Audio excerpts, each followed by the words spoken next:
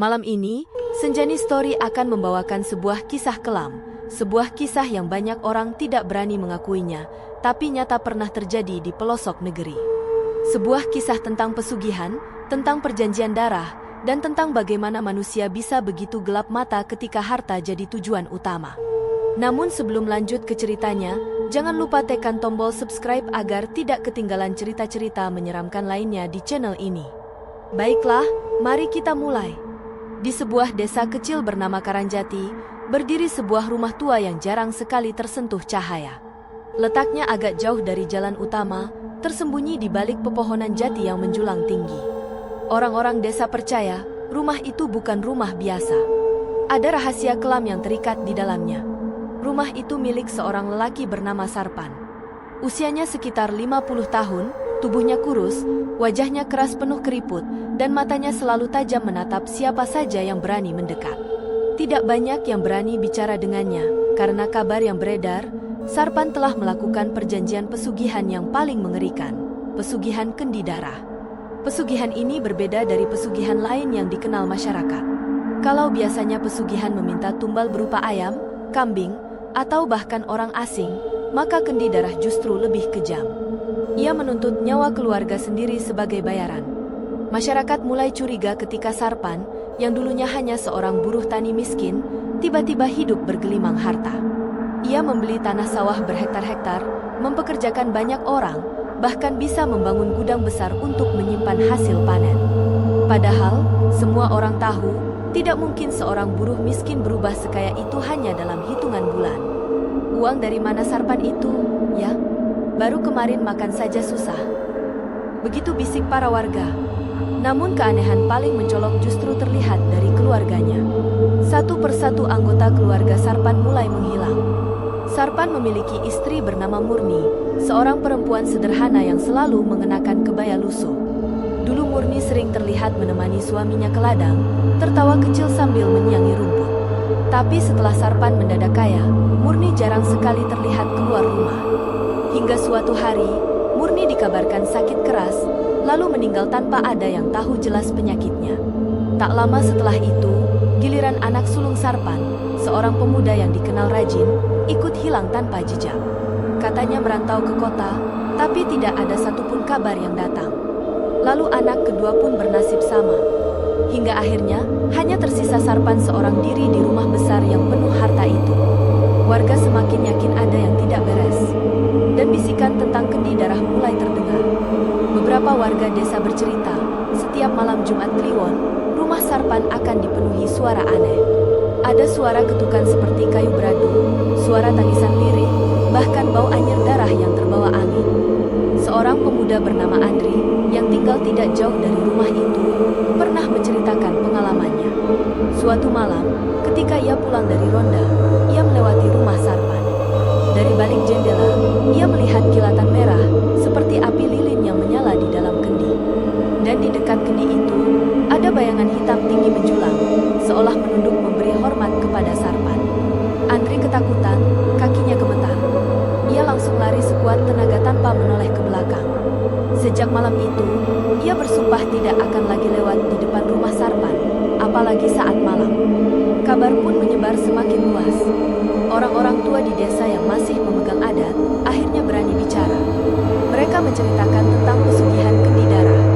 Konon, siapapun yang ingin cepat kaya bisa mencari kendi khusus di sebuah petilasan tua di hutan. Kendi itu harus diisi dengan darah daging keluarganya sendiri, bisa istri, anak, atau saudara kandung. Semakin dekat hubungan darah, semakin besar pula harta yang akan diperoleh. Dan setelah darah itu diteteskan ke dalam kendi, arwah korban akan menjadi tumbal yang menjaga kekayaan tersebut. Tapi ada syarat yang lebih mengerikan.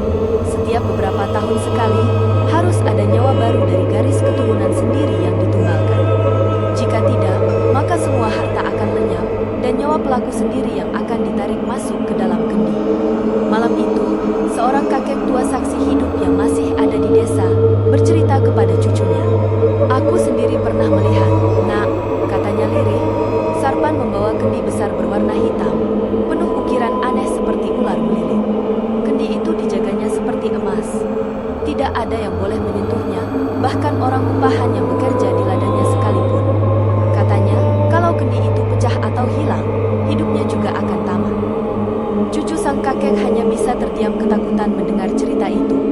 Dan dari situlah, warga yakin, semua hilangnya keluarga Sarpan bukan kebetulan. Semuanya adalah bagian dari perjanjian berdarah yang ia buat demi kekayaan. Bab pertama ini ditutup dengan suasana yang semakin mencekam. Rumah Sarpan tetap berdiri, semakin besar dan megah, tapi kosong dari tawa keluarga. Yang tersisa hanyalah kesunyian dan bisikan angin malam yang membawa bau amis darah. Malam semakin larut di desa Karangjati. Angin berhembus kencang melewati pepohonan jati, menimbulkan suara gesekan yang menyerupai bisikan. Rumah besar milik Sarpan berdiri angkuh di ujung desa, gelap gulita tanpa cahaya lampu, hanya sesekali terlihat kilatan merah dari dalam ruangan. Malam itu, Sarpan duduk sendirian di ruang tengah. Di hadapannya, sebuah kendi hitam berukiran ular melilit diletakkan di atas meja kayu tua. Matanya menatap kendi itu dengan sorot penuh obsesi, seakan hidupnya hanya bergantung pada benda tersebut. Sesekali, ia mengelus permukaan kendi itu, dan dari dalam kendi terdengar suara lirih, seperti suara perempuan menangis. "Diamlah, aku sudah memberimu," gumam Sarpan dengan suara serak. Tapi suara itu tidak berhenti. Tangisan lirih berubah menjadi bisikan, semakin lama semakin jelas. "Sarpan, waktumu hampir habis, darah baru harus kau serahkan." Bisikan itu membuat bulu kuduk Sarpan meremang. Ia tahu benar arti kata-kata itu. Pesugihan kendi darah yang ia jalani bukanlah perjanjian sekali jalan. Setiap beberapa tahun, harus ada tumbal baru dari keluarganya sendiri. Jika ia terlambat, bukan hanya harta yang lenyap, tapi nyawanya sendiri akan ditarik ke dalam kendi itu, menjadi arwah yang terjebak selamanya. Sarpan menggertakkan giginya. "Aku sudah menyerahkan murni. Aku sudah memberikan anak-anakku, apa masih kurang?" Suara itu kembali terdengar, kini lebih tajam dan dingin. "Masih ada darah keturunanmu, masih ada cucu dari garis keluargamu, mereka akan cukup." Sarpan terdiam. Ia memang masih memiliki seorang cucu dari anak sulungnya yang konon merantau. Cucu itu tinggal bersama ibunya, menantu Sarpan, di desa sebelah. Selama ini ia tidak terlalu peduli dengan mereka, tapi kini bisikan dari kendi membuat pikirannya kacau. Di sisi lain desa, cerita tentang keanehan rumah Sarpan semakin menyebar. Warga tidak berani mendekat, namun rasa ingin tahu membuat mereka saling bertukar kisah. Salah satunya datang dari seorang ibu tua yang pernah bekerja di ladang Sarpan. Ia bercerita bahwa setiap kali ia mengantar hasil panen ke rumah itu, ia selalu melihat bercak darah di sekitar kendi. Awalnya ia mengira hanya darah ayam, tapi baunya sangat menyengat, mirip darah manusia. Setelah itu, ia tidak pernah lagi berani bekerja untuk Sarpan. Andri, pemuda yang pernah melihat kilatan merah dari balik jendela rumah Sarpan, masih diliputi rasa penasaran. Meski ketakutan, ia merasa ada sesuatu yang harus ia buktikan. Suatu malam, ditemani dua kawannya, ia mencoba mengintip kembali rumah itu. Mereka bersembunyi di balik semak-semak, cukup dekat untuk mendengar suara dari dalam. Dari dalam rumah, terdengar suara Sarpan berbicara sendirian. "Jangan paksa aku sudah menyerahkan semua, jangan ambil nyawaku, tunggu." Lalu terdengar suara tangisan panjang, bukan dari Sarpan, melainkan dari dalam kendi. Tangisan itu terdengar seperti suara perempuan dan anak-anak, bercampur menjadi satu. Andri dan kawan-kawannya pucat pasi. Salah seorang kawannya hampir pingsan mendengar suara itu. Mereka langsung kabur sekuat tenaga, tidak berani menoleh sedikit pun. Sejak malam itu, cerita tentang rumah Sarpan semakin mengerikan. Keesokan harinya, seorang kiai tua dari desa lain datang berkunjung. Namanya Kiai Abdul. Ia mendengar banyak cerita tentang Sarpan dan ingin memastikan sendiri. Ia menemui beberapa warga untuk menanyakan kebenaran gosip tersebut. Warga dengan ragu-ragu menceritakan apa yang mereka dengar, termasuk hilangnya keluarga Sarpan satu persatu. Kiai Abdul menggeleng perlahan. Kalau benar ia memelihara kendi darah, maka cepat atau lambat akan ada korban baru. Setiap perjanjian setan selalu menuntut lebih banyak dari yang dikira. Harta hanyalah umpan. Bayarannya adalah darah dan nyawa. Tidak ada yang bisa selamat dari itu. Sementara itu, Sarpan semakin gelisah. Ia sering bermimpi buruk. Dalam mimpinya, Murni berdiri dengan wajah pucat penuh darah, menatapnya tanpa kata. Anak-anaknya juga muncul, merintih sambil berkata, "Bapak tega. Bapak jual darah kami." Sarpan terbangun dengan keringat dingin, tapi suara tangisan itu masih terdengar samar dari kendi di ruang tengah. Ia tahu waktunya hampir tiba. Bisikan itu terus menghantui, menuntut darah baru. Hari demi hari berlalu, dan ketakutan Sarpan semakin menjadi. Ia mulai jarang keluar rumah, bahkan tidak lagi mengurus ladang dan pekerjaannya. Orang-orang upahan yang bekerja di sawahnya kebingungan, tapi mereka juga tidak berani menuntut apapun. Mereka hanya menerima upah, meski semakin lama semakin jarang. Di dalam rumah itu, Sarpan benar-benar hidup seperti tawanan kendi hitam itu. Ia tidak bisa lepas, tidak bisa menolak. Pada suatu malam, ia akhirnya mengambil keputusan. Ia mengenakan pakaian hitam, membawa kendi itu dalam sebuah karung, lalu keluar rumah dengan langkah cepat. Tujuannya jelas, ia akan mencari cucunya yang tinggal di desa sebelah. Sesampainya di sana, ia berdiri di depan rumah kecil milik menantunya. Dari balik jendela, ia melihat cucunya yang masih kecil sedang tidur pulas di pelukan ibunya. Wajah polos anak itu membuat hati Sarpan bergetar sesaat. Tapi bisikan dari kendi terdengar lagi. Ambil dia, darahnya akan membuatmu lebih kaya dari sebelumnya. Ambil dia. Tangan Sarpan bergetar, keringat dingin mengalir deras. Ia tidak sanggup melakukannya malam itu. Ia berbalik pergi dengan langkah tergesa, meninggalkan rumah kecil itu dalam kegelapan. Namun, ia tahu ia tidak bisa terus menunda. Bisikan dari kendi semakin sering muncul, bahkan di siang hari. Telinganya berdenging, matanya mulai rabun, tubuhnya terasa berat. Ia tahu itu tanda-tanda bahwa waktunya semakin dekat. Jika ia tidak menyerahkan darah baru, maka dirinya sendiri yang akan diambil. Di desa, warga semakin resah. Beberapa anak muda berniat untuk membongkar rahasia rumah Sarpan, tapi orang-orang tua melarang. Jangan coba-coba melawan setan dengan nekat. Kalau memang waktunya, dia akan hancur oleh perjanjian yang ia buat sendiri. Begitulah kata mereka. Tapi Andri tidak puas dengan jawaban itu. Ia yakin, jika dibiarkan, akan ada korban baru. Maka diam-diam ia berniat mencari tahu lebih jauh, bahkan jika harus masuk ke rumah itu. Malam berikutnya, Sarpan kembali duduk di depan kendi. Ia memandangi permukaannya yang berkilau merah, seperti genangan darah segar. Suara tangisan terdengar semakin keras, bercampur dengan tawa mengejek. Waktumu habis, Sarpan, darah cucumu atau nyawamu sendiri. Wajah Sarpan pucat pasi. Matanya merah karena kurang tidur, rambutnya berantakan, tubuhnya kurus semakin menyedihkan. Namun dalam hatinya masih ada sisa rasa takut kehilangan nyawa. Ia mulai benar-benar mempertimbangkan untuk menyerahkan cucunya. Dan malam itu, untuk pertama kalinya, ia mengangkat kendi itu tinggi-tinggi sambil berteriak. Kalau memang aku harus menyerahkan, aku akan lakukan. Tapi jangan pernah sentuh nyawaku. Suara angin mendadak menderu kencang, pintu rumah berderit keras, dan kendi itu bergetar di tangannya. Dari dalam kendi, suara tawa panjang menggema, menandakan bahwa perjanjian baru saja disepakati kembali. Langit malam di desa Karanjati tampak muram. Awan hitam menutup rembulan, menyisakan kegelapan pekat yang membuat desa itu terasa semakin sunyi. Di rumah besar milik Sarpan, suasana jauh lebih mencekam. Kendi hitam berukiran ular kini diletakkan di sudut ruangan, namun seakan hidup, benda itu terus mengeluarkan suara lirih, berganti-ganti antara tangisan dan tawa. Sarpan duduk di kursi kayu dengan wajah kusut, kepalanya tertunduk, pikirannya kacau. Ia tahu waktunya sudah hampir habis. Beberapa hari terakhir tubuhnya semakin lemah, nafasnya sering tersengal, bahkan pandangannya sering gelap tiba-tiba.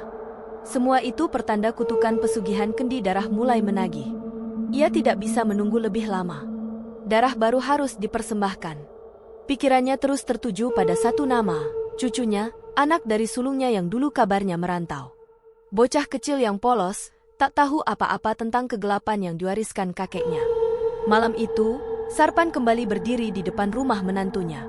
Dari luar jendela ia melihat anak itu tertidur pulas. Sesaat ada rasa iba, namun bisikan kendi semakin menekan. Sekarang atau nyawamu yang hilang, berikan darahnya. Bisikan itu terus bergema, membuat telinganya berdenging keras. Sarpan mengusap wajahnya, lalu mundur. Ia tidak sanggup melakukannya malam itu juga. Tapi hatinya semakin remuk, karena ia tahu, cepat atau lambat, ia tidak punya pilihan. Di sisi lain, Andri masih diliputi rasa penasaran. Ia tidak bisa melupakan suara tangisan dan tawa yang ia dengar dari rumah Sarpan. Malam itu, ia nekat datang lagi ke dekat rumah itu seorang diri. Dari balik semak, ia memperhatikan dengan seksama. Rumah itu gelap, hanya sesekali terlihat kilatan merah samar. Tapi kali ini, ia mendengar suara berbeda. Suara seperti langkah kaki berat yang berputar-putar di dalam rumah. Lalu, terdengar suara ketukan keras 3 kali, seakan seseorang mengetuk meja kayu dengan batu. Setelah itu, hening sejenak, sebelum suara tangisan anak kecil menggema dari dalam rumah. Andri langsung menutup mulutnya dengan tangan agar tidak berteriak. Tubuhnya gemetar hebat, namun matanya tidak bisa lepas dari jendela rumah itu. Saat itulah, ia melihat sesuatu. Dari celah jendela, tampak sosok hitam tinggi menjulang berdiri di belakang Sarpan. Sosok itu tidak memiliki wajah, hanya bayangan gelap yang terus berbisik di telinga Sarpan. Dan setiap kali sosok itu berbisik, Sarpan mengangguk-angguk seperti orang yang tak punya pilihan lain. Andri merasa darahnya membeku. Ia langsung berlari pulang, dan malam itu ia jatuh sakit karena demam tinggi. Warga desa semakin resah. Cerita tentang rumah Sarpan semakin liar. Ada yang bilang Sarpan sudah gila, ada yang bilang ia sudah bukan manusia lagi, melainkan wadah bagi setan yang bersemayam dalam kendi hitam itu. Beberapa warga bahkan menyarankan untuk membakar rumahnya, tapi ketakutan jauh lebih besar daripada keberanian mereka. Tidak ada yang benar-benar berani mendekat. Sementara itu, Kiai Abdul yang sudah mendengar kabar terbaru mulai menyadari bahaya yang lebih besar. Ia tahu, jika Sarpan benar-benar melanjutkan tumbalnya, maka arwah yang terperangkap di dalam kendi akan semakin kuat. Dan itu bisa membawa malapetaka bukan hanya untuk keluarga Sarpan, tapi juga untuk seluruh desa. Maka ia bertekad untuk turun tangan langsung. Ia menyiapkan doa-doa, air suci, dan beberapa kitab tua. Dalam hatinya, ia tahu pertarungan ini bukan pertarungan biasa. Di rumahnya, Sarpan semakin terjebak. Malam-malamnya dipenuhi bisikan, siang harinya ia merasakan bayangan hitam mengikuti langkahnya. Ia tidak bisa makan, tidak bisa tidur, dan pikirannya semakin kusut. Hingga suatu malam, bisikan dari kendi berubah menjadi suara menggelegar, jauh lebih keras dari biasanya. Esok malam, darah itu harus diberikan. Jika tidak, kau akan kami tarik ke dalam sini, bersama semua darah yang sudah kau serahkan. Sarpan tersentak, matanya terbelalak. Ia tahu itu adalah ultimatum terakhir. Keesokan harinya, ia berjalan dengan tubuh lemah menuju desa sebelah. Tatapan matanya kosong, namun langkahnya mantap. Ia mendatangi rumah menantunya dengan dalih ingin menjenguk cucunya. Sang menantu, yang tidak tahu menahu soal gelapnya rahasia Sarpan, menyambut dengan sopan. Pak Sarpan, sudah lama tidak datang. Masuklah, lihatlah cucu bapak. Kata-kata itu membuat hati Sarpan semakin bergejolak. Ia melihat bocah kecil itu berlari kecil menyambutnya, dengan senyum polos penuh kebahagiaan. Senyum itu menusuk hati Sarpan. Untuk sesaat, ia merasa hampir melepaskan semua niat jahatnya. Namun bayangan hitam di belakangnya, yang hanya bisa dilihat oleh dirinya sendiri, berbisik pelan tapi menekan. Malam nanti, bawa dia. Kalau tidak, kau yang mati. Sarpan hanya bisa tersenyum hambar, menahan kegelisahan dalam dadanya. Ia pamit pulang setelah berpura-pura menghabiskan waktu bersama cucunya. Malam itu, ia duduk di depan kendi hitam sambil menangis. Air matanya jatuh satu persatu, tapi tangisan itu bercampur dengan suara tawa dari dalam kendi, seakan mengejek kelemahannya. Tidak ada jalan kembali, Sarpan, darah keluarga sendiri adalah harga yang harus dibayar. Di tempat lain, Andri yang masih sakit keras karena demam akhirnya menceritakan semua yang ia lihat kepada Kiai Abdul. Ia menceritakan sosok hitam tinggi tanpa wajah yang berdiri di belakang Sarpan, dan suara-suara mengerikan dari dalam rumah itu. Kiai Abdul mendengarkan dengan seksama, lalu menghela napas panjang. Itu tandanya perjanjiannya sudah mencapai puncak. Jika tidak dihentikan, malam ini atau besok, akan ada korban baru. Dan jika korban itu benar cucunya sendiri, maka kekuatan yang bersemayam dalam kendi akan semakin mengerikan. Kiai Abdul lalu mengumpulkan beberapa orang kepercayaannya. Mereka berencana mendatangi rumah Sarpan untuk menghentikan semua itu. Namun mereka tahu, yang mereka hadapi bukan hanya seorang manusia, melainkan perjanjian gelap dengan kekuatan gaib yang sangat berbahaya. Malam mulai turun. Angin bertiup kencang, membawa aroma anyir darah kisah yang menusuk hidung. Di rumahnya, Sarpan sudah bersiap. Kendi hitam ia letakkan di atas meja, di sekelilingnya ia menyalakan lilin merah. Bayangan hitam tanpa wajah itu semakin jelas berdiri di belakangnya, lebih tinggi, lebih kuat, lebih menyeramkan dari sebelumnya. Bisikannya kini terdengar jelas di telinga Sarpan. Malam ini, bawa cucumu ke sini. Teteskan darahnya ke dalam kendi, maka kau akan hidup makmur selamanya. Sarpan berdiri dengan tubuh gemetar. Tangannya bergetar hebat, keringat dingin membasahi wajahnya. Tapi di matanya, ada tekad nekat yang semakin kuat. Ia mengambil karung besar, lalu melangkah keluar rumah menuju desa sebelah. Malam itu, ia berencana menculik cucunya sendiri untuk dijadikan tumbal. Namun yang tidak ia ketahui, Kiai Abdul dan beberapa orang sudah bersiap mengikuti dari jauh. Mereka tahu, inilah saat yang menentukan. Pertarungan antara keserakahan manusia dan kekuatan gaib akan segera dimulai. Malam itu, desa Karanjati terasa jauh lebih sunyi daripada biasanya. Angin berhembus kencang, membuat dedaunan bergesekan, seakan menyampaikan kabar buruk yang akan segera terjadi. Anjing-anjing liar menggonggong tanpa henti, seolah merasakan adanya sesuatu yang tak kasat mata tengah berkeliaran. Di antara kegelapan, langkah Sarpan terdengar berat. Ia membawa sebuah karung besar di punggungnya, berjalan tertatih menuju desa sebelah. Wajahnya pucat pasi, keringat dingin membasahi tubuhnya, tapi sorot matanya menunjukkan tekad yang mengerikan. Malam itu, ia sudah membulatkan niat. "Maafkan aku, Nak. Maafkan aku, cucuku," bisiknya lirih, meski hatinya terasa seperti ditusuk ribuan pisau.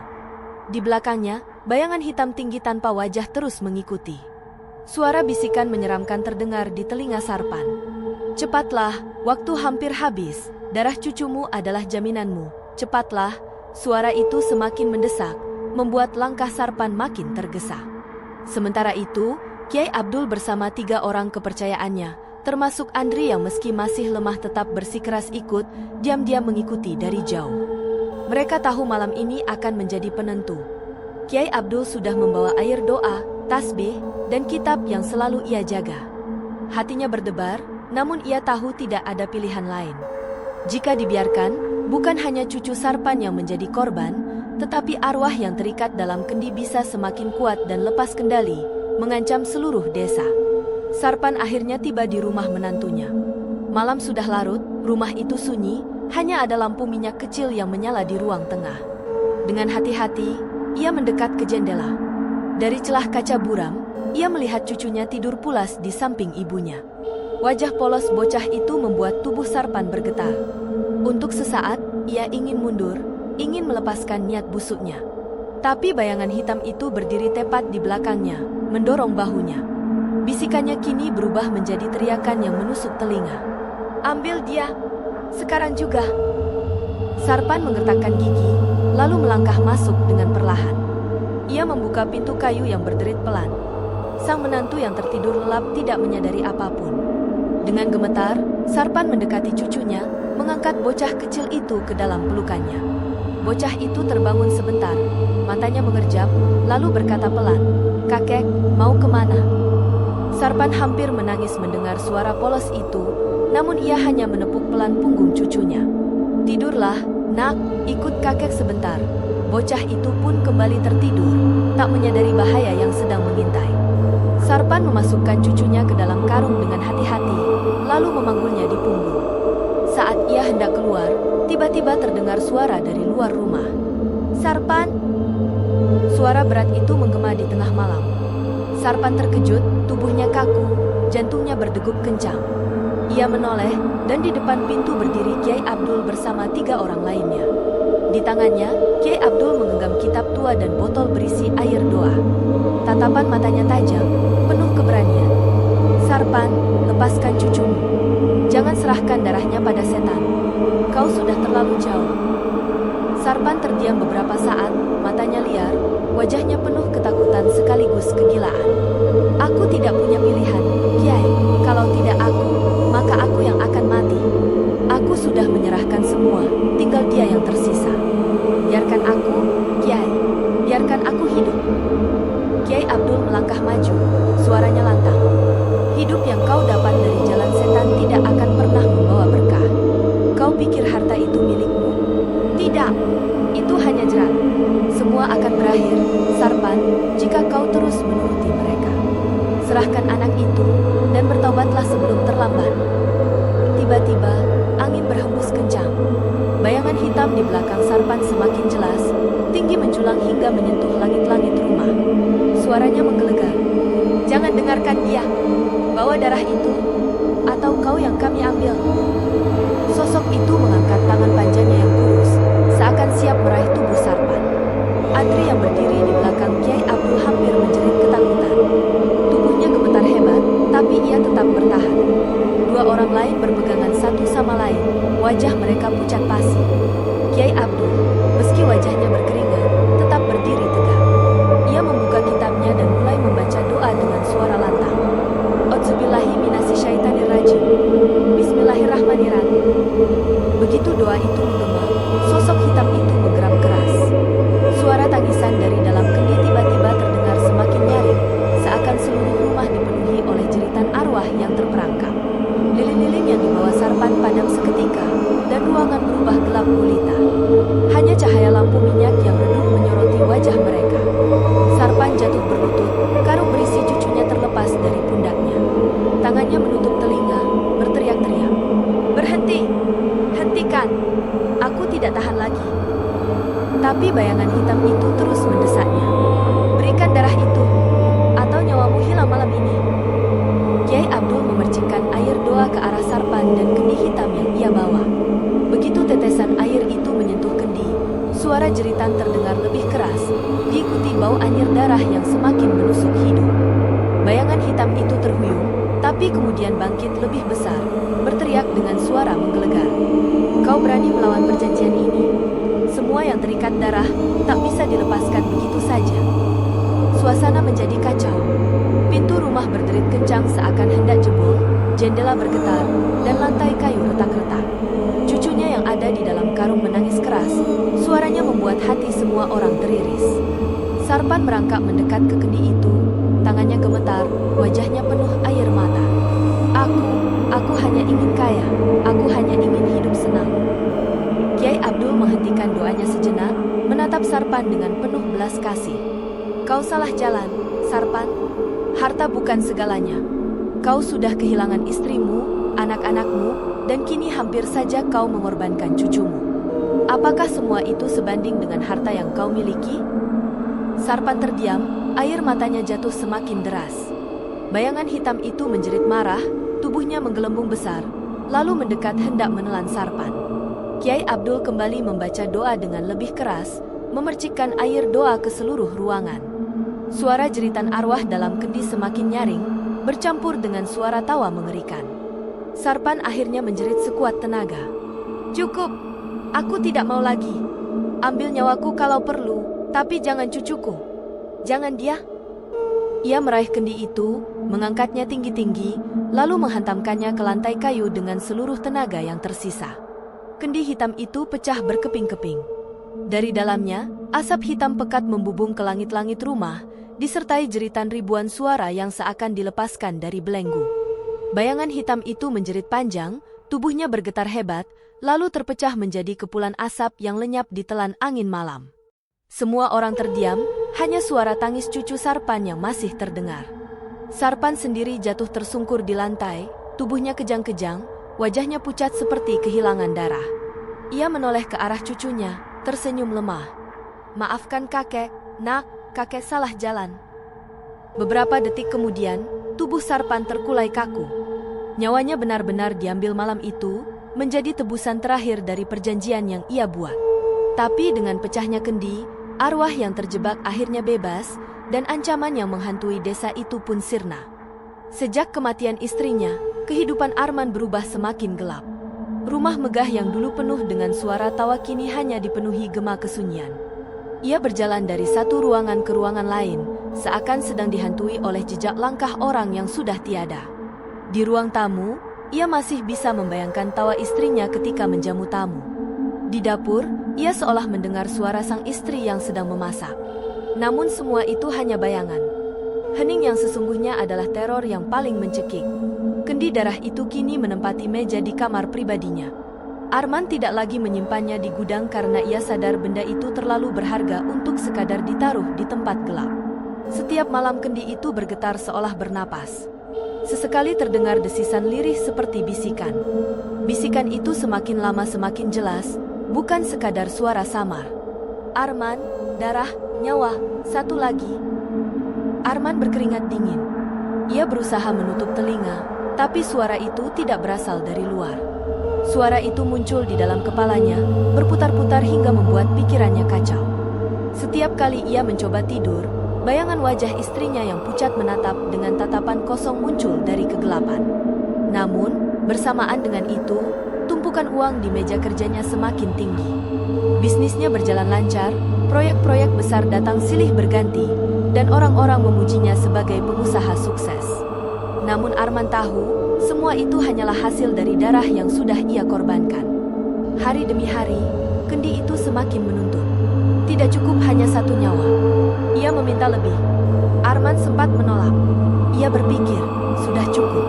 Aku sudah memberikan istriku. Tidak mungkin aku harus mengorbankan lagi. Namun setiap kali ia mencoba menolak, rumahnya dipenuhi kejadian aneh. Lampu padam mendadak, suara langkah kaki berlarian di lorong, cermin di kamar retak tanpa sebab, dan bau anyir darah yang menusuk hidung muncul begitu saja. Puncaknya, suatu malam, ia menemukan kendi itu basah oleh darah yang menetes ke lantai. Arman panik, ia pikir kendi itu pecah, namun ketika diperiksa, ternyata tidak ada retakan. Darah itu keluar seakan-akan kendi tersebut hidup dan sedang memuntahkan isi perutnya. Arman berjongkok, menatap cairan merah itu yang kental, lalu tiba-tiba bayangan sosok hitam berdiri di depannya. Sosok itu tinggi, matanya merah menyala, wajahnya tertutup kain lusuh, dan suaranya berat.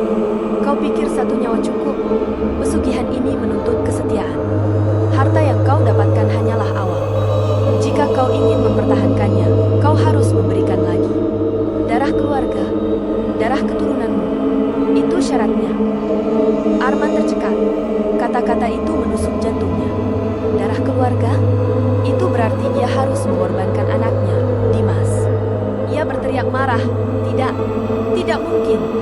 Jangan anakku. Ambil nyawaku saja kalau perlu. Namun sosok itu hanya tertawa. Suara tawanya bergema di seluruh ruangan. Nyawamu tidak berharga, Arman. Kau hanyalah wadah. Yang berharga adalah darah keturunanmu. Itu yang membuat kendi ini tetap berisi. Itu yang membuat kekayaanmu terus mengalir. Pilihannya mudah. Korbankan anakmu atau kehilangan segalanya. Dan lebih dari itu, kehilangan hidupmu dengan cara paling menyakitkan.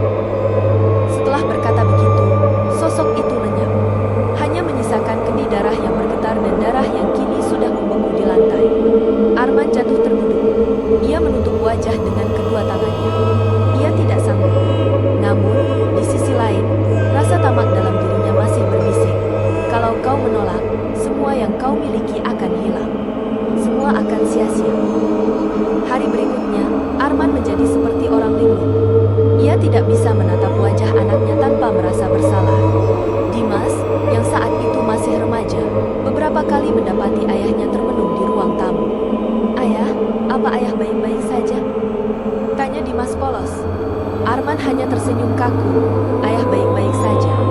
Jangan khawatir. Tapi dalam hatinya, ia hampir menangis. Bagaimana mungkin ia harus memilih antara harta atau darah dagingnya sendiri? Namun setiap malam, suara dari kendi itu tidak pernah berhenti. Anakmu, darahnya segar, masa depanmu akan lebih besar. Korbankan dia. Bisikan itu semakin keras, kadang membuat Arman merasa telinganya berdarah. Ia mulai tidak bisa tidur, tidak bisa makan, dan wajahnya semakin pucat. Suatu malam, ia bermimpi. Dalam mimpinya, ia melihat Dimas sedang berdiri di depan kendi darah, menatap dengan tatapan kosong. Tiba-tiba dari dalam kendi keluar tangan hitam yang mencengkeram tubuh Dimas dan menyeretnya masuk ke dalam. Dimas berteriak, "Ayah, tolong aku!" Arman berlari mencoba menolong, tapi tubuhnya seakan terkunci, tidak bisa bergerak. Ia hanya bisa menonton anaknya terseret ke dalam kendi, lalu tertawa menyeramkan terdengar. Ketika terbangun, bajunya basah oleh keringat, dan ia mendapati kendi itu ada di samping tempat tidurnya. Padahal sebelumnya ia selalu menaruh kendi itu di ruang lain. Kali ini, kendi itu berada tepat di sisi kasurnya, seolah sengaja mendekat. Arman benar-benar kehilangan kendali. Ia mulai berbicara sendiri, berdebat dengan suara di kepalanya, dan sering menatap anaknya dengan pandangan kosong. Hingga suatu hari, ia memutuskan sesuatu yang kelak akan menjerumuskannya lebih dalam. Ia berpikir, mungkin jika aku mencari cara lain, mungkin jika bukan anakku. Arman lalu mengingat adiknya, Ratna, yang tinggal di kota lain. Mereka sudah lama jarang berhubungan. Ratna hidup sederhana bersama suaminya, dan Arman jarang membantu. Di kepalanya muncul bisikan, darah keluarga tetap darah keluarga. Tidak harus anakmu. Adikmu juga bisa. Bisikan itu membuat hatinya goyah. Ia tahu ini gila, tapi ia sudah tidak sanggup lagi menghadapi teror setiap malam. Ia pun menyusun rencana. Dengan dalih ingin mempererat hubungan keluarga, Arman mengundang Ratna dan keluarganya datang berkunjung. Ratna yang polos tentu saja senang, ia bahkan merasa bahagia karena akhirnya sang kakak ingin peduli lagi.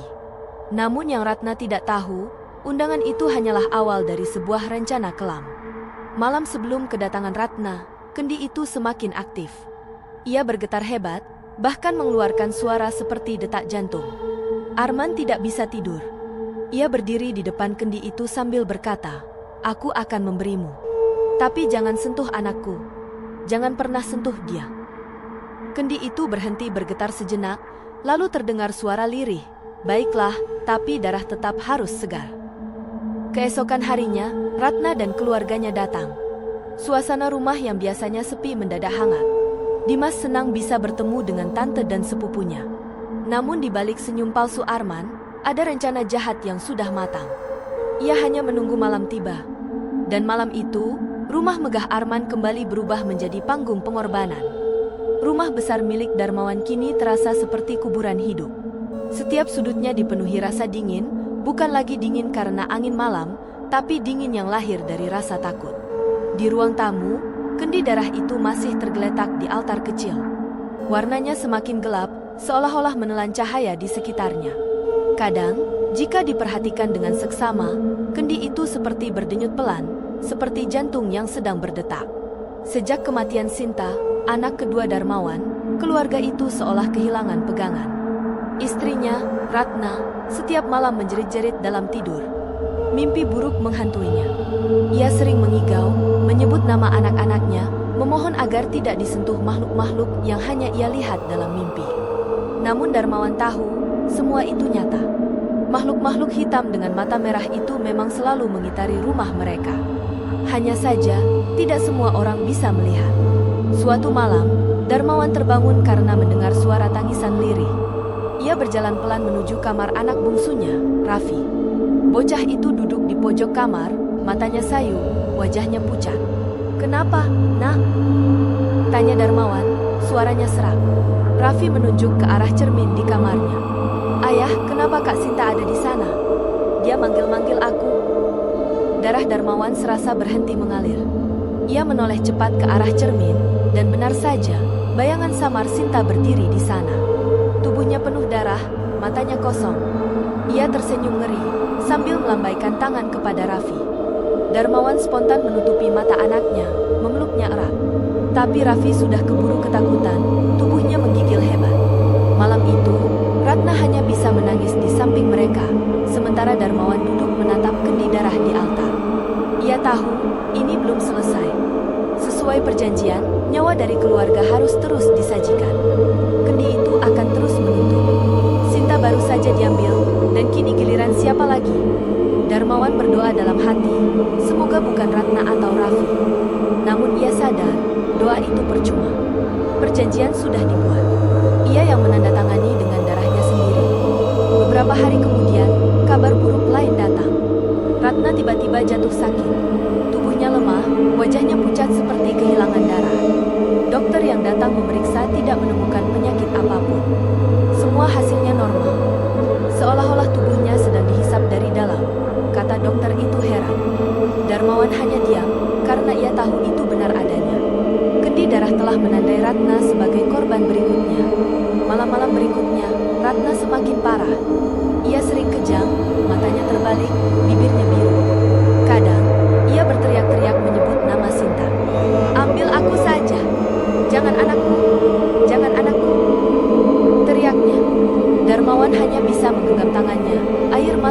menetes tanpa henti. Ia mulai menyesali semua keputusannya. Apa gunanya harta melimpah jika nyawa orang-orang yang ia cintai satu persatu lenyap? Namun penyesalan selalu datang terlambat. Di tengah rasa putus asa itu, Darmawan mendatangi dukun tua yang dulu memperkenalkannya pada pesugihan kendi darah. Lelaki renta itu menatapnya dengan tatapan tajam. Aku sudah bilang, pesugihan ini hanya untuk mereka yang siap kehilangan segalanya. Kau tamak, Darmawan. Kau ingin kaya cepat, tapi kau lupa harga yang harus dibayar. Darmawan berlutut, suaranya bergetar. Tolong, guru. Batalkan perjanjian itu. Ambil saja semua hartaku, ambil nyawaku. Asal jangan istri dan anakku. Dukun itu hanya menggeleng. Tidak bisa. Sekali kendi darah diberi minum nyawa keluarga, ia tidak akan berhenti sampai semua garis keturunanmu habis. Kau sudah menyerahkan mereka sejak pertama kali kau teteskan darahmu di mulut kendi itu. Ucapan itu membuat Darmawan hampir gila. Ia pulang dengan tubuh lunglai, dan malam itu, Ratna menghembuskan napas terakhirnya. Ia meninggal dengan wajah pucat dan tubuh kaku, seperti sudah lama menjadi mayat padahal baru saja menghembuskan napas. Raffi menangis histeris. Anak itu belum sepenuhnya mengerti, hanya tahu ibunya pergi untuk selamanya. Darmawan pun jatuh terduduk di samping jasad istrinya. Kini hanya tinggal dia dan Raffi. Tapi dalam hatinya, Darmawan tahu, giliran Raffi akan segera tiba. Sejak Ratna meninggal, Raffi mulai sering sakit-sakitan. Tubuhnya lemah, wajahnya pucat seperti ibunya dulu. Kadang-kadang ia bicara sendiri, seolah bercakap dengan seseorang yang tidak terlihat. Darmawan tahu, itu Sinta atau Ratna yang sudah mati. Mereka kini menjadi bagian dari kendi darah. Suatu malam, Raffi datang ke kamar Darmawan. Bocah itu menangis sambil memeluk ayahnya. Ayah, jangan biarin mereka bawa aku. Aku takut. Darmawan memeluknya erat, menahan tangis. Ayah janji, ayah nggak akan biarin mereka ambil kamu. Tapi dalam hatinya, ia sadar, janji itu omong kosong. Hari-hari berikutnya, Darmawan mencoba berbagai cara. Ia memanggil ulama, ustaz, bahkan paranormal lain. Semua datang, mencoba mengusir kutukan itu. Namun hasilnya sama, gagal. Salah satu ustaz bahkan jatuh pingsan saat membaca ayat-ayat suci di depan kendi darah itu. Setelah sadar, ia berkata lirih, "Ini bukan mainan, Pak. Ini bukan jin biasa. Ini perjanjian berdarah. Saya tidak bisa melawan." Kendi itu semakin hari semakin pekat.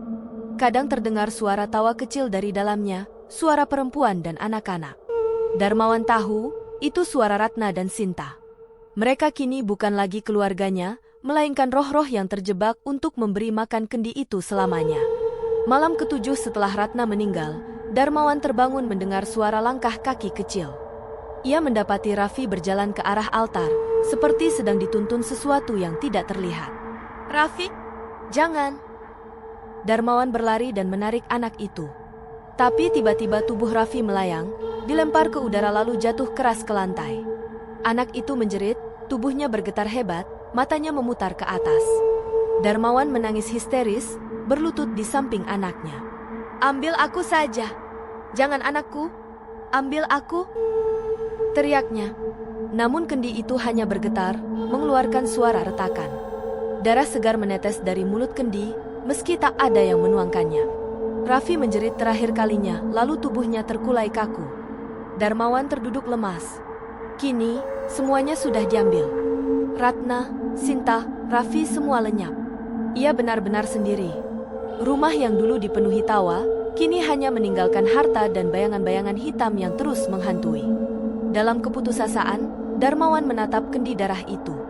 "Sudah puas kau? Sudah cukup?" teriaknya. Tapi kendi itu hanya bergetar, lalu terdengar suara tawa perempuan, lirih namun mengerikan. Darmawan sadar, kutukan itu tidak akan berhenti. Ia yang terakhir. Dan mungkin setelah dirinya mati, kendi itu akan mencari korban lain, siapapun yang tergoda oleh janji kekayaan instan. Malam itu, Darmawan duduk di depan kendi darah, menatapnya lama. Air mata mengalir deras. "Andai aku bisa kembali ke masa lalu, aku tidak akan pernah menyentuhmu." Tapi penyesalan tidak pernah bisa membeli kembali nyawa yang hilang. Rumah besar milik Surya yang dulu megah kini menjadi bangunan kosong yang dipenuhi debu dan cat terkelupas.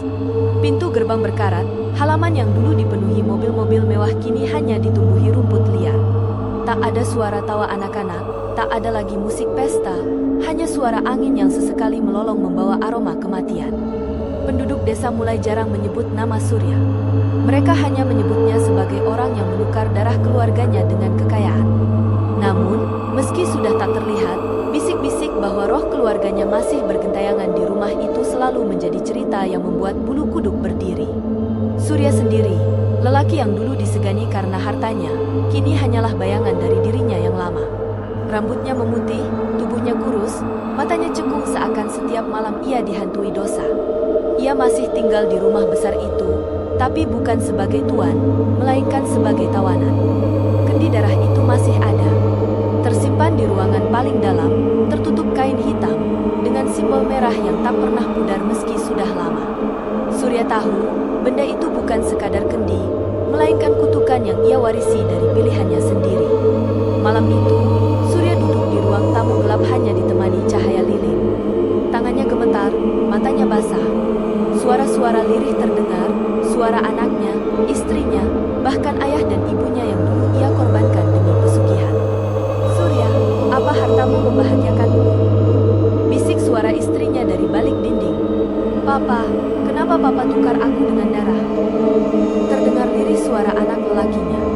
Surya menutup telinga, mengguncang kepalanya. Diam, diam.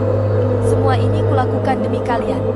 Aku hanya ingin kita kaya, dihormati. Teriaknya, suaranya parau bercampur tangis. Namun suara itu tak pernah hilang. Malam demi malam, roh keluarganya menuntut balas. Surya mencoba mencari pertolongan. Dukun-dukun, kiai, bahkan paranormal terkenal ia datangi. Mereka semua menolak begitu melihat kendi darah itu. Salah satu dari mereka bahkan berkata sambil gemetar, "Pak Surya, itu bukan lagi benda pesugihan. Itu wadah kutukan. Selama Bapak bernapas, kendi itu akan menuntut nyawa. Tidak ada yang bisa menghentikannya kecuali Bapak sendiri." Surya terpukul. Ia mengurung diri lebih dalam. Hartanya kini tak berarti. Tak ada keluarga, tak ada teman. Para tetangga menjauhinya. Para pegawai yang dulu bekerja padanya kabur satu persatu. Rumah besar itu benar-benar menjadi penjara. Suatu malam, hujan deras mengguyur desa. Petir menyambar, kilat membelah langit. Surya terduduk di depan kendi darah yang ia buka dari kain hitamnya. Cairan pekat merah itu masih penuh seolah darah yang ia korbankan tak pernah habis. Aroma besi menyengat menusuk hidungnya. Surya menatapnya lama. Air matanya menetes. "Apalagi yang kau mau dariku? Keluargaku sudah kau ambil. Orang-orang sudah menjauh. Aku tinggal sendiri. Bukankah sudah cukup?" Kendi itu berguncang pelan. Dari dalamnya, terdengar suara lirih, campuran tangis dan tawa, suara-suara keluarganya yang mati mengenaskan. "Kau belum menyerahkan yang terakhir, dirimu sendiri." Surya merinding. Tubuhnya lemas. Ia tahu inilah akhir. Kendi itu bukan hanya meminta nyawa keluarganya, tapi juga dirinya. Kekayaan yang dulu ia puja hanyalah jebakan. Pesugihan ini sejak awal tak pernah dimaksudkan untuk memberi kebahagiaan, melainkan untuk memusnahkan garis keturunan Surya sampai habis. Dengan tangan gemetar, Surya mengambil sebilah pisau. Ia menatapnya lama, lalu menatap kendi darah di hadapannya. Kalau memang